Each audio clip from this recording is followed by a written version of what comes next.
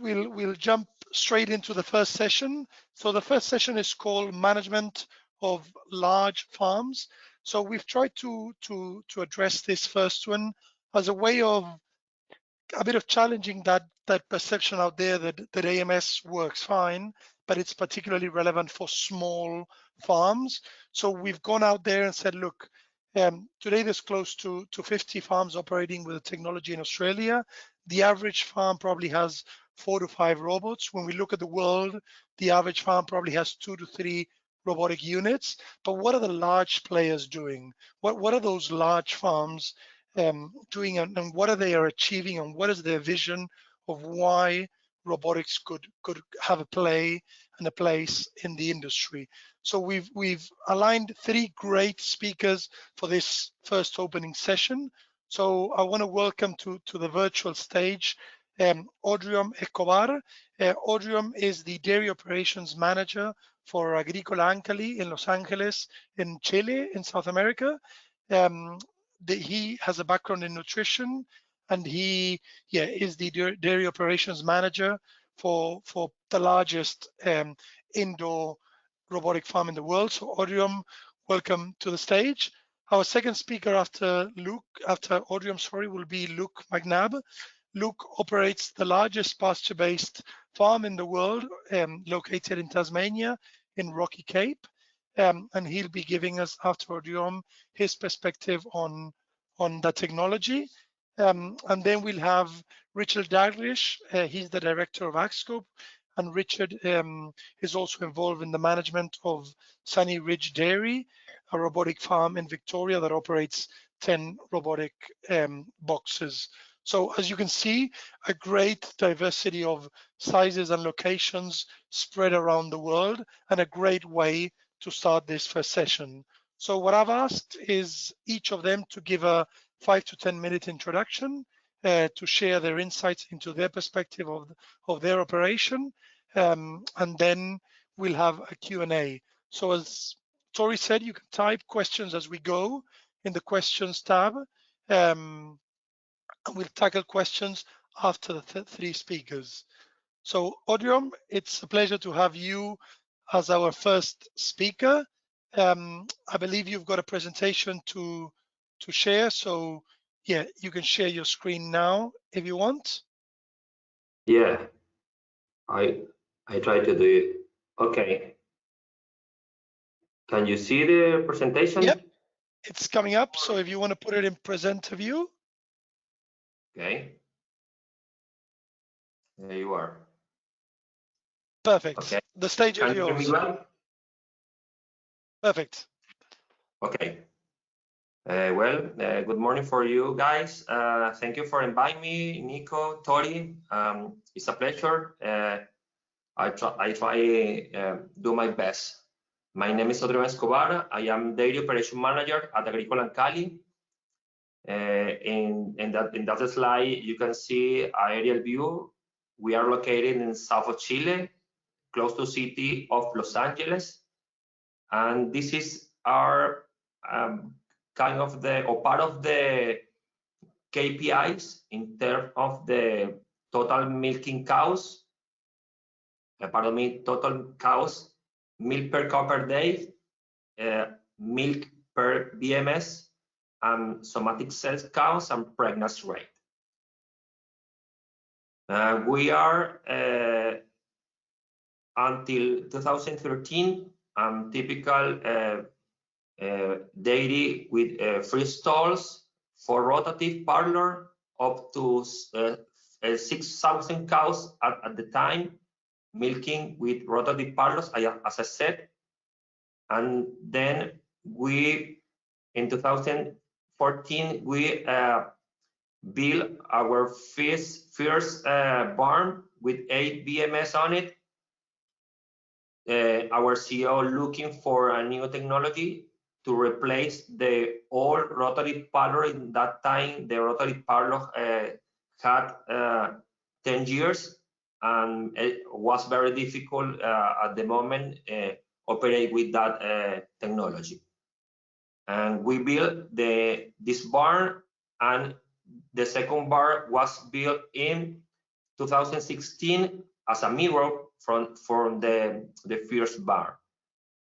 In that time, we put close to 10% of the cows in that barn in the first with a selection in looking for good odors and health cows, obviously, but the second barn wasn't selection at all. We tried to prove if the system, we can manage the system at the time. The third phase was close the old rotary parlor for VMS. VMS was located at the beginning of the barn, and we moved all the cows from the rotary parlor to a VMS in close to 6 or 8 months, let's remember. And the fourth phase was in close to 2019. We increased 8 more robots in that part of the dairy, as we'll see later. Then the first bar is milk first guide flow, typical bar for that type of flow. From zero, you can see aerial view or a good photo from this barn. You can see one cow getting the smart gate selection, a couple of cows in the commitment pen, and a couple of cows to exit from the milking to the feed barn. Our beds, our stall is bed is sand. We recycle close to 85% of the sand. The cleaning, the cleaning for the alley is flushing in that alley, and in that alley is a scraper. This photo is related with these two barns built in 2014-2016. The big bed was really moved all the cows from the rotary parlor to VMS. We call Retrofit. This is aerial view or layout from that barn.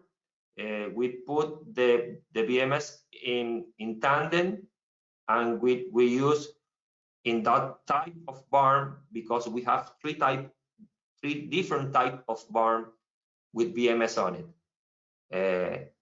We use two smart gate selection at the beginning, one in the entry to obviously to guide the flow, and at the exit to direct the or get the cow exit to the feed barn from the commitment pen. We had up to 130 stalls, and we put one cow per bed. I mean, 100%. In that time, we retrofit all the dairy. We built this. We got this modified barn to put 48 VMS, up to 126 count by pen. And one important thing I want to mention is we use two fresh group up to 100 K by group. I mean, we use up to 50 cows per VMS. In the other pen or production pen, we use 63, 64 cows per VMS. The reason we use just 50 cow by VMS, pardon me, is for special attention to heifers and training pen.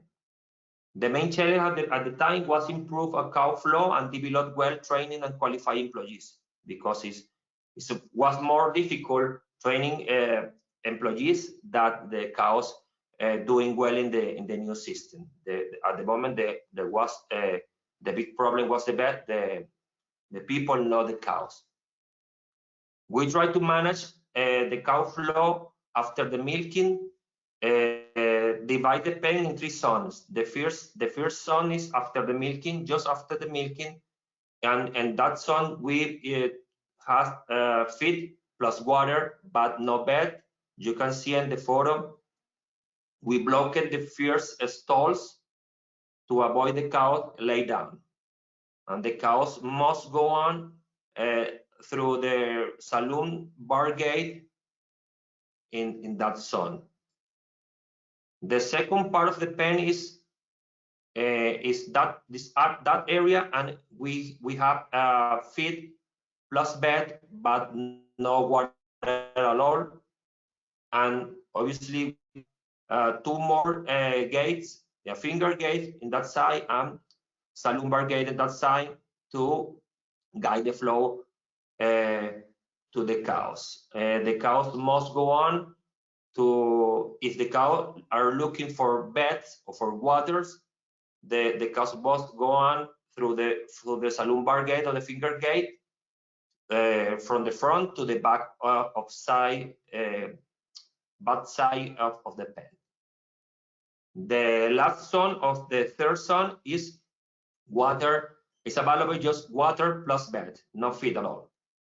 At the beginning, we put in the alley, in the feed bung alley, 100% of the feed bung with a PMR, but it's not a good idea for us because the cow, when the cow has everything available, the cows for us don't move enough to increase the milkings or the visit in the VMS.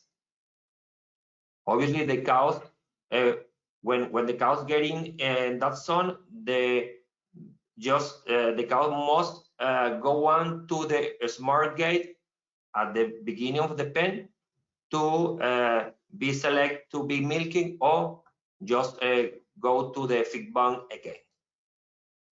In that picture, you can see the alley, the feed bungs, the containers with 2 VMS located in tandem. In the photo in the bottom, you can see the VMS located in tandem, and this kind of a structure we need put to avoid problems with the cows. When the cows get in to a VMS, maybe they must confuse and go back to the VMS and don't exit to the second smart gate. I must mention, we don't recommend this configuration. We use the configuration because was the first design, but we solve or fix this problem with the second configuration we will see later. The reason we don't recommend the configuration is because we spend more time care about the cows, spend a lot of time maybe in the commitment pen. I mean, maybe 1, 2, and 3 hours without be milking or without exit could be. And for that reason, we need to care about the cows in the commitment pen. In the second configuration, we will see later, this problem will fix.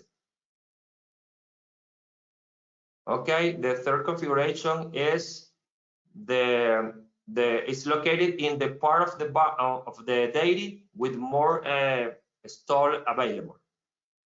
And we in that area we overcrowd the cows 60% up to the stall capacity, and we put we turn the VMS from the tandem configuration you see before to tools booth or parallel configuration you can see in the photo. The reason was fix the problem in the commitment pen and obviously get more capacity, production capacity in the pen. We have 160 stall available in that zone, and we put close to 190 cows in that pen without any problem related with the hoof or mastitis or production on dry matter intake. Compare this configuration with another configuration you see before. This is 4 phases, as we call expansion. We put or 8 additional VMS, 500 cows more. It's the same modified milk first guide flow, 3 VMS by pen. Improve the traffic flow in the commitment pen, optimize the stalls use. In that photo, you can see how easy is get in and how easy is get out after milking in the VMS. The last one is part of the VMS Performance Report made by De Laval. We are running 72 VMS right now. Pardon me. 72 VMS right now. 8 installed in 2014. 8 more installed in 2016. 48 VMS installed at the beginning in 2016 to 2017, and the last one installed in 2019-20. This is our KPIs in terms of the VMS per kilograms per VMS, kilograms by cow, and the VMS utilization. Thank you very much. Perfect. Odriom, thank you very much for that presentation. We've had some questions come through, but we'll wait to the end for tackle them. A really impressive operation. So thank you for that great talk. And we'll now jump to our second speaker, if that's okay. Luke McNab is our next speaker. Let me change something.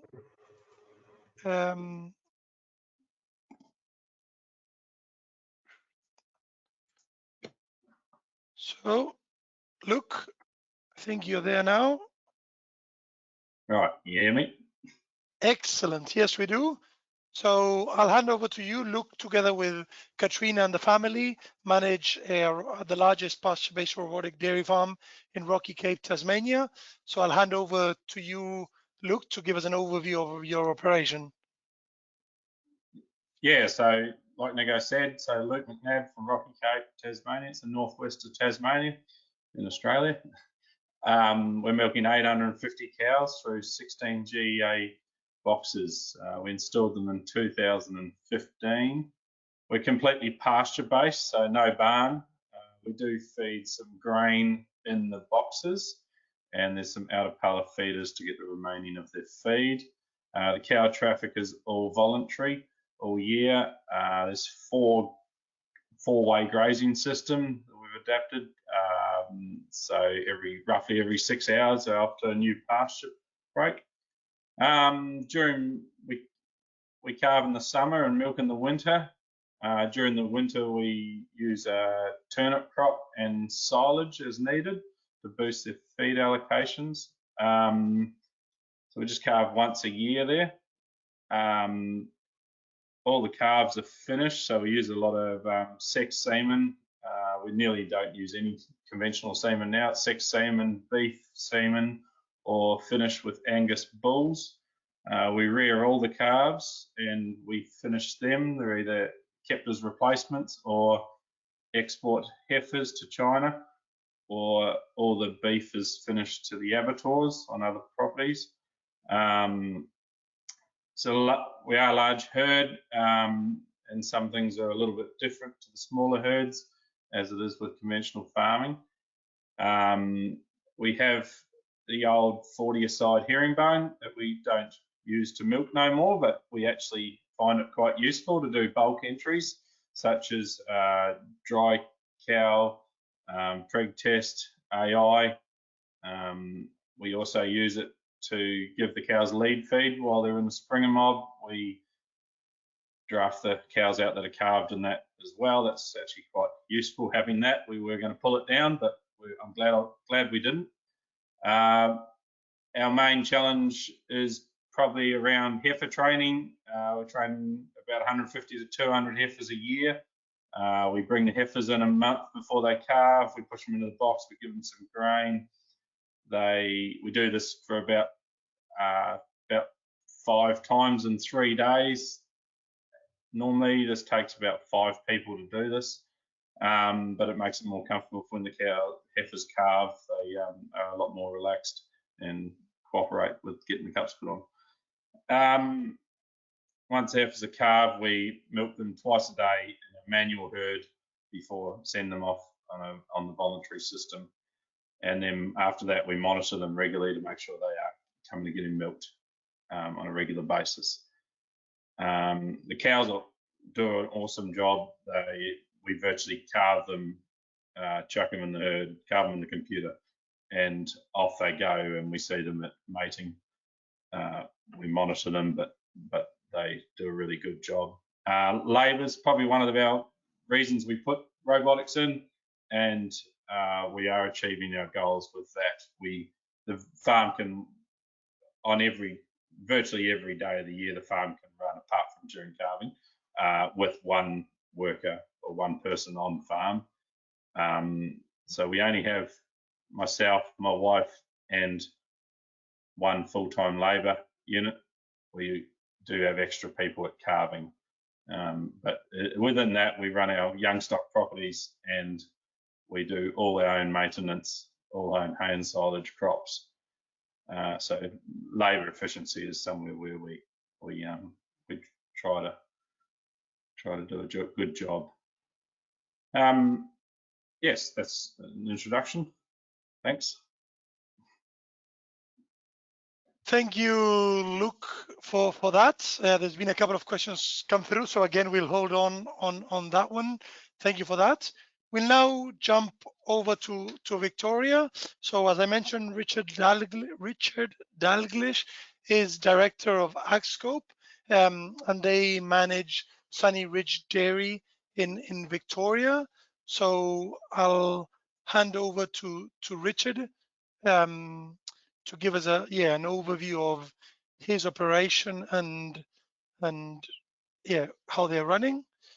Richard, I don't know if you're going to mute yourself and if you've got camera.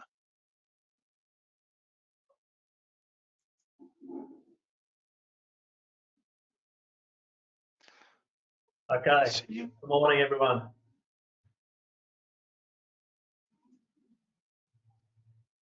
Okay, so a brief introduction. Can you hear me there, Nico? Perfectly well. Great. So AgScope and AgScope Dairy is the AgScope Group specialist farm management firm. Originally, we started in southern New South Wales, managing sheep and beef properties, and we've expanded into Victoria in the last few years into dairy. So our specialisation is high rainfall pasture-based systems and ruminant livestock. We purchased the Sunday Ridge Dairy in 2018, April 2018, on behalf of a corporate investor, and we developed a new dairy and commissioned the robots in July 2019. The farm is 371 hectares, approximately 337 productive hectares. It originally had a pretty run-down 40-stand rotary. We milked through that until we got the new dairy up and running. The rainfall there is approximately 1,000 millimetres median annual rainfall. We have no irrigation other than effluent disposal. So it's an entirely rain-fed system. Our growing season would normally start in April, all things going well, and run through November.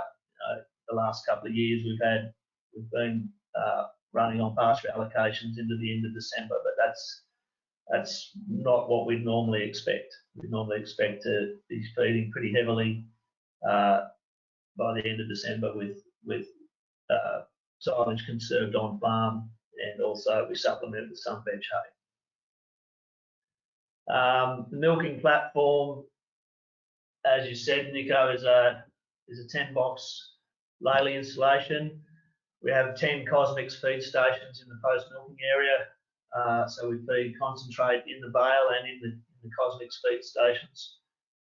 The cows enter and exit through the same sorting area, which consists of 3 separate drafting nodes or grazeways in the laley vernacular. The automated drafting routes cows 6 ways after milking. Obviously, we have a draft of treatment, we have a draft for management cows, which are on manual milking, manual transition into milking, but they're all milked through the robots. And then we have a four-way grazing option, but we've been running primarily on a 3-way grazing system intraday. We have 2 feed heads for grain concentrate in the bale and the Cosmix feed stations. We feed a base ration, which is a wheat or barley based mix with minerals, vitamins and buffers, and a second higher value ration, which is based on some wheat, corn and bypass protein and fat. We also have the option of supplementing with a liquid formulation through a liquid feed head in the bale. Our farm system is based on ryegrass with some summer forage crop. We've used primarily brassicas with some millet mixes. We've found to be the most successful. We're targeting dry matter utilisation of 10 tonnes a hectare each year. To facilitate that, we also have a loping barn with a bit over 3,200 square metres under cover. The cows it's open-sided. The cows are on a wood chip composting bedding, which we turn each day with a scarifier, and incorporated into that loping barn is a feed pad. We milk 750 cows. We're on 3 discrete calvings a year in January, May and September. So aiming for 250 cows in each of those calving cohorts. They calve for a 6-week period, so we're joining for 2 heats if they present.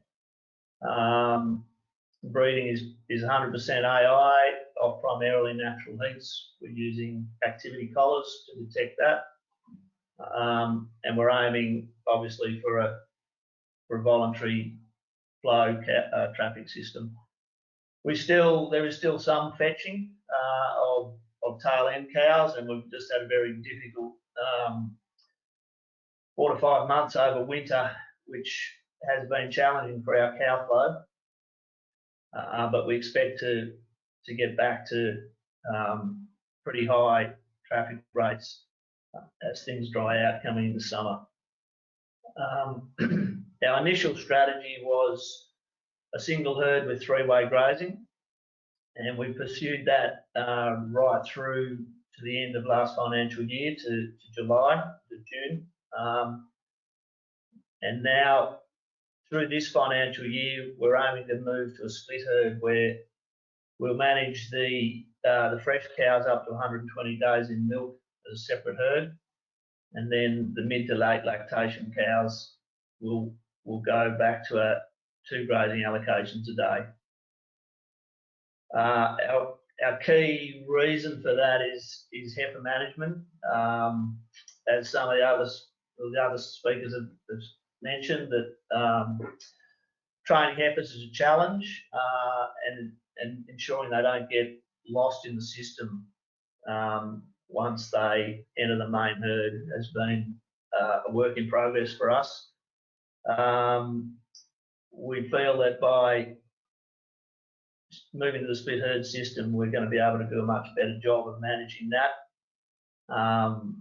ensuring that those freshly calved cows and those heifers in particular start to move toward 3 milkings a day, and also to improve our labour efficiency.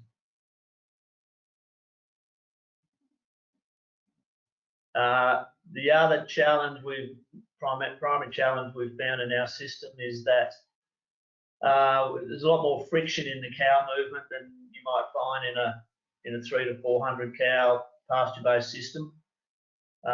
We have been achieving milkings of 2.1 to 2.3 milkings per day. As an average, we're happy with that level, but where we've probably found the biggest challenge, as I suggested, is with the fresh cows, and particularly the heifers in the system, not achieving the level of milkings that we're aiming for. Feed allocation is obviously a key to that. We've been going just over 2 years. It takes a while to get staff and labour used to the system. However, we're making good progress on that. However, crop utilisation with summer forage crops is a particular challenge where we've found we need to pre-feed the cows silage before we open up the brake on the crop. Heifer management, I mentioned before, is a significant focus for us.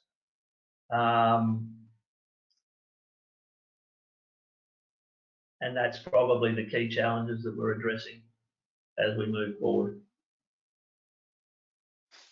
Perfect. Richard, thank you for that quick insight. So as you might be able to see, we've had 3 excellent operations, very big operations. So from 750 cows up, showcased in this first session today of large AMS farms. And I want to call Luke, Odriom, and Richard kind of to the virtual Q&A stage. If they can turn on the camera, and we'll have a chat. There's been a couple of questions come through, and yeah, I would see if we can tackle them by having brief answers but good insights into the topic. The first one is the challenge around labor. Like you all mentioned, labor as either a driver or a benefit of operating these technologies for a large farm. Luke, particularly your numbers when you mentioned that the number of people operating were also impressive. If you can give us an insight of why do you think the robotic dairy allows you to have very good labor efficiency, but also what do you look for when you're trying to hire new people? Like, does it require a different skill? Yeah, any comment about that? Probably Luke, do you want to start first?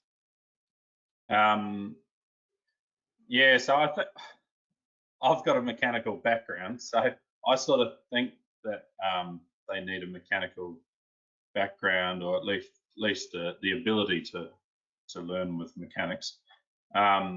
Just because instead of milking cows, you are often fixing robots or keeping them going. We spent a lifetime milking in a conventional system, which has been, used since cows started getting milking, and everyone developed a system around how to milk cows. With robotics, it was completely different, and you had to start again. So we had to. It's still the same as far as you still got to just develop systems to be efficient with labour. So sometimes, yeah, we just keep on developing systems to make sure that if there's a an idea that's gonna increase production, but if it's gonna, we weigh that up with increasing the labour that it takes for that idea, and we often don't worry about it because our goal is to run an efficient system, and if we start getting away from that efficient system, then all of a sudden we can't run the farm with one person on a weekend because we've made it too complicated. So we're just trying to keep it simple, and although that probably restricts production and potentially even some profit at times, yeah, we find one person, it's easy to find one person, it's hard to find two people or more that get along together. Yeah. So yeah, but it's about building also the systems to work in the new system. I think that's a good insight.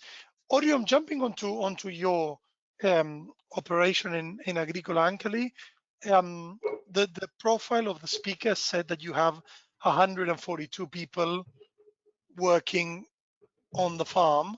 Obviously, that will be a challenge of a lot of people to manage. How did you make the transition of a whole team that was used to doing a lot of physical work, milking cows, in that sense, to transition them all to robotic dairies? Do you have any comment on that?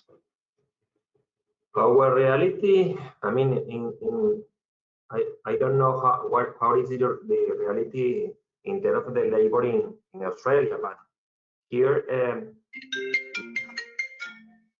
sorry, we try to renew almost whole operation in terms of the labor. The people, traditional people working in the parallel or the rotative parallel, we change for new people, young people.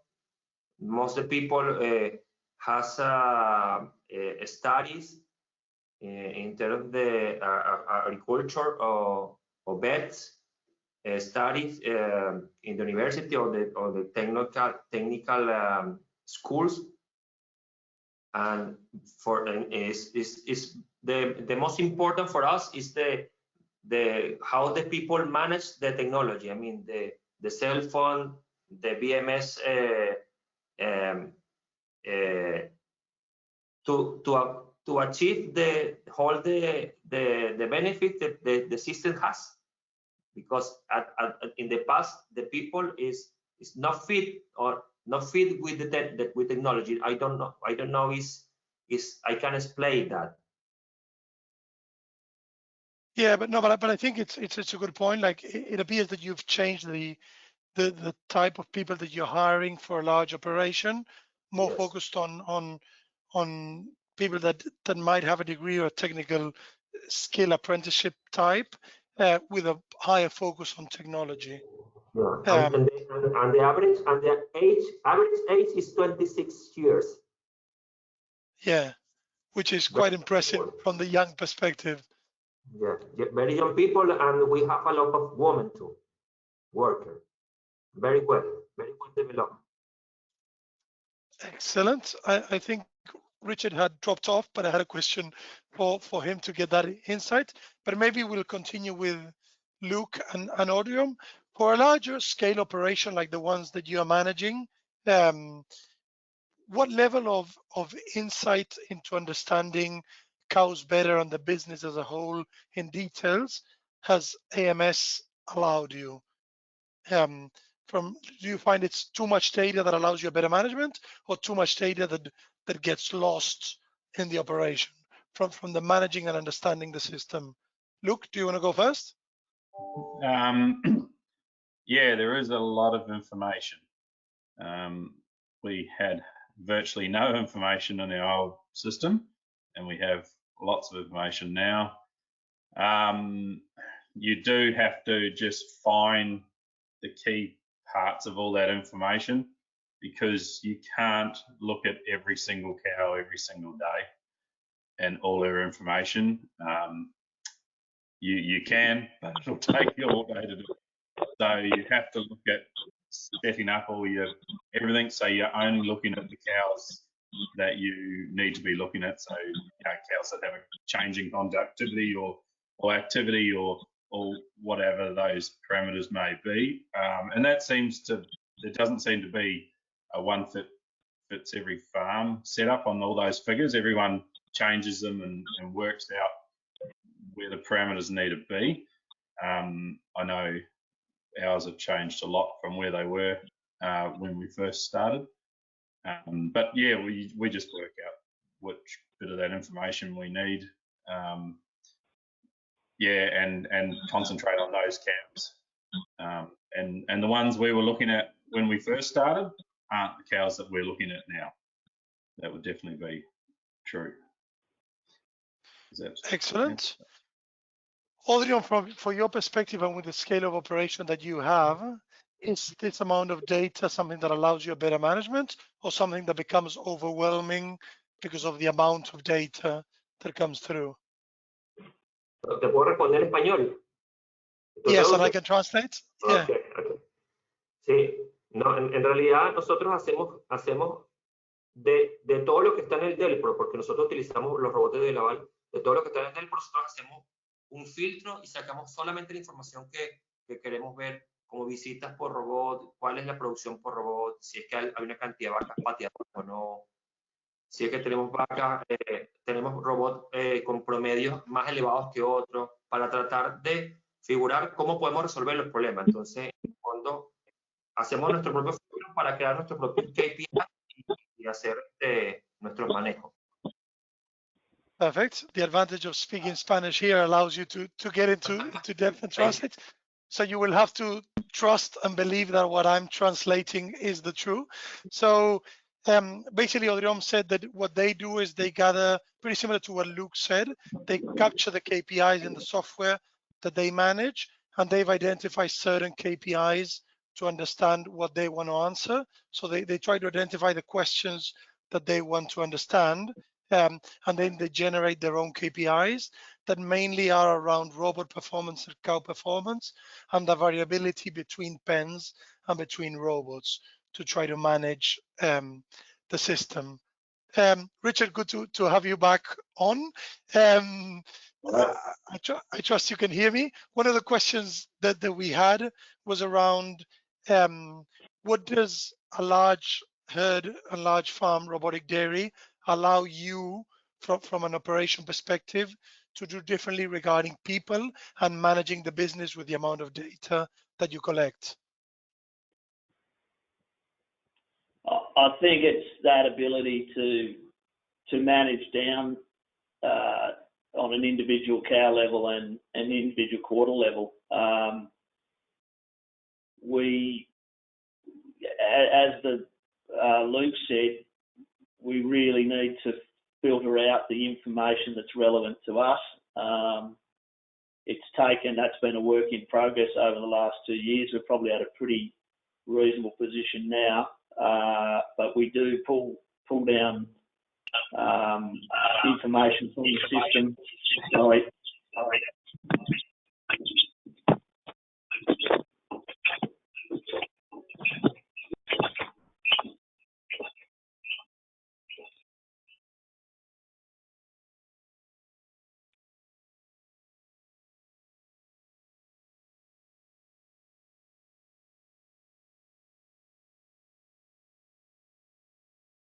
We cannot hear you, Richard.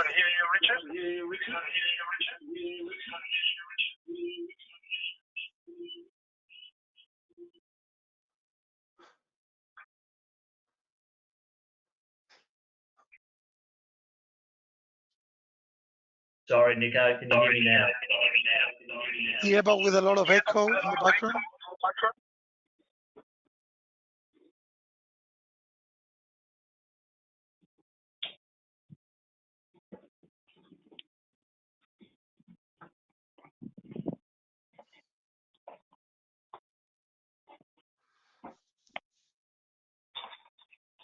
I'll probably just jump to the next question and we'll probably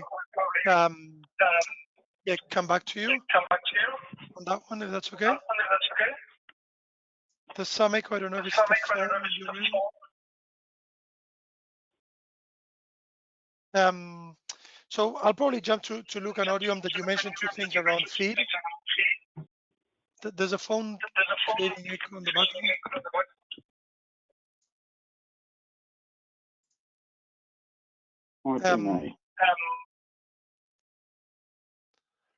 Richard, are you able to mute the phone? I think it's the phone. Yeah. Luke and Odriom, you mentioned two things around feed.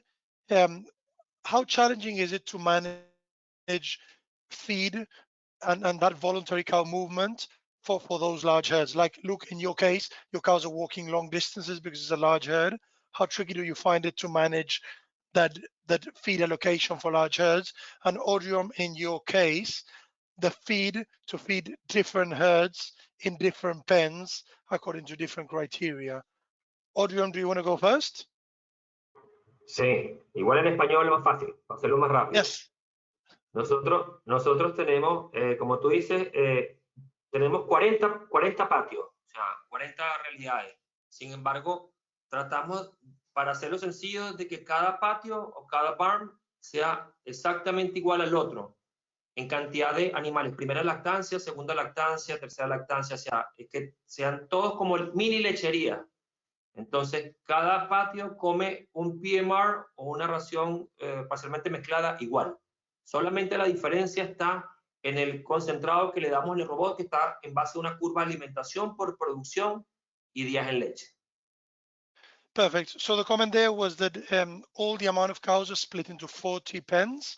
Each of those 40 pens is managed like a small little farm with a range and diversity in age of cows and production. So it's kind of 40 farms that are very similar in all together. So the PMR or the ration is very similar in those 40 pens. The only difference is the amount of concentrates cows receive according to stage of lactation and milk production, and that's the amount of concentrates in the robots that are the difference. Luke, from your end? Yeah, so we normally say if we work on kilos of dry matter, our cows intakes around 20 kilos of dry matter a day. We would feed anywhere from 1 to 6 kilos of grain concentrate a day through the robot. So the rest of it is pasture, crop, or silage. So to begin with, over the 4 allocations, we were trying to allocate them even amounts. We were looking way too far into it, and you can imagine they eat more during the day than they do at night, and all this stuff. So what we found now is it doesn't matter what we allocate them, as long as within the 24 hours or thereabouts is the correct amount. So we'll say we're allocating them 18 kilos of pasture. We would add 18 kilos over 4 breaks. If one's a little bit small and the other's a bit big, that's fine. The cows seem to traffic and move around according to we've taught them, I don't know if we've taught them or they've taught themselves, but they leave about the right residuals, so probably around 1700 cover, and they've learnt to do that, or they just seem to do that, and then they move off to the next break. If they were eating lower than that, then they'd probably just move around and not get that any lower, or within a few days you're obviously underfeeding them. So we feed them, to get that residual right, but it seems to happen, or we've developed a system that happens. Yeah, so that's sort of how it works. Perfect. Thank you. Yeah, and I agree with you. It's about setting the feed allocation for the whole herd across the day, if such a thing like a day exists in an AMS operation that runs 24 hours, but not trying to guess cows and intakes and traffic. Richard, I don't know if your audio has come back in and you want to add something in there. I think it's come back. Yes, it has. Yeah, I'd echo Luke's comments. We've run probably a heavier concentrate feeding system. We'd average around 8 kilos of concentrate fed a day. We're aiming for around 23 kilos of dry matter intake a day.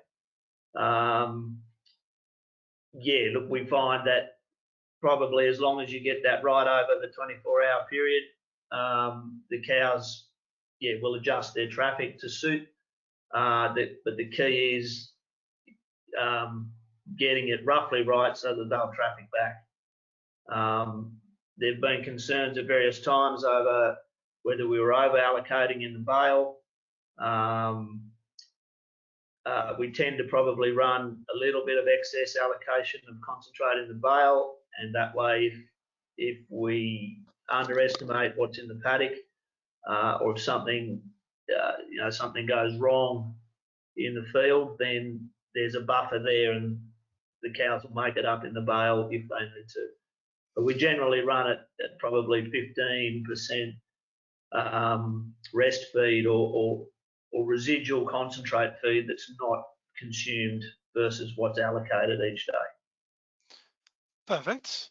The last question that comes through that we probably tackle in this session is around a mixture of cow longevity and how long do cows last in a system, balanced with, particularly for a large operation, do you find the process of incorporating new cows, is it very onerous or problematic, given that it's many cows coming in every year that you need to train and adapt to the system?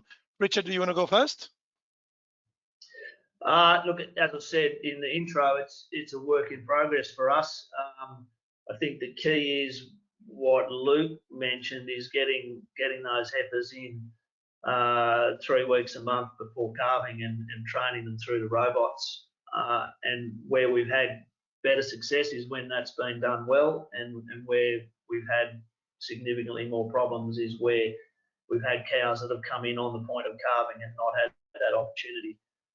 And then subsequently have had to compete with older cows, dominant cows in the main herd, and they tend to just sit back. They spend far too much time on concrete rather than trafficking and eating.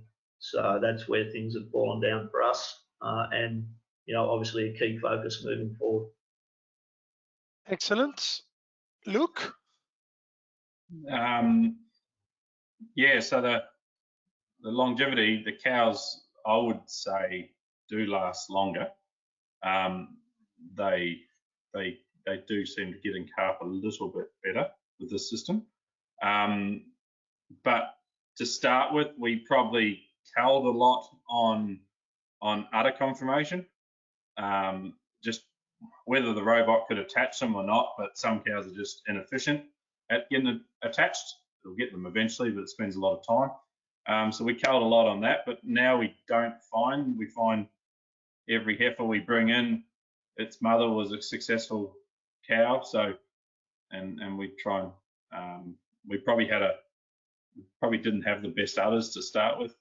We try and bring the front teats in by selecting a tight center ligament to try and stop that problem. We don't have a problem with back teats crossing over, but we do have a problem with wide teats at the front. And if a cow gets kicked out of our system, it's normally because of that. We only have the one dairy. We don't have another farm or anything like that. So every animal we own, every milking cow is milked through the robots.